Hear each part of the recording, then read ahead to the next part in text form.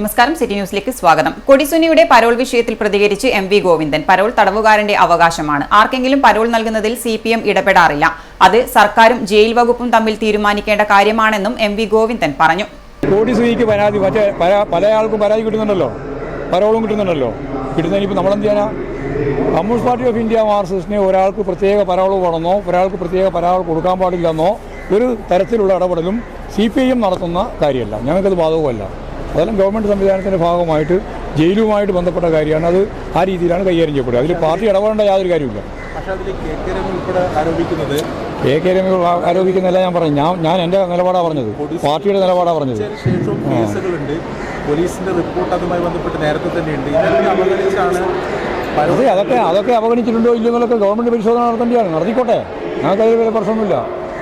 അല്ല, പാർട്ടിയുടെ നിലപാടാണ് ഞാൻ പറഞ്ഞല്ലോ. നമുക്കതിനകത്ത് ഇടപെടേണ്ട കാര്യമില്ല. അത് അപരാധമൊന്നും പറയുന്നില്ല, മഹാപരാധമൊന്നും പറയുന്നില്ല, ഒന്നും അതിനെപ്പറ്റി ഇപ്പോൾ കമൻറ്റിൻ്റെ മുമ്പിൽ നമ്മളില്ല. കാരണം കൃത്യമായിട്ട് നിലപാട് സ്വീകരിച്ചു പോകും. അത് ജയിൽ അധികൃതരും ഗവൺമെൻറ്റും ഒക്കെ ചേർന്ന് നടത്തേണ്ടുന്ന കാര്യമാണ്. പരോളിൻ്റെ ഭാഗമായിട്ട് കിട്ടേണ്ടുന്ന കാര്യമാണ്. പരോളെല്ലാം തടവുകാരൻ്റെ അവകാശമാണ്. അത് ഏതെങ്കിലും രീതിയിൽ ഇല്ലായ്മ ചെയ്യേണ്ട കാര്യമൊന്നുമില്ല. അത്രയേ ഉള്ളൂ.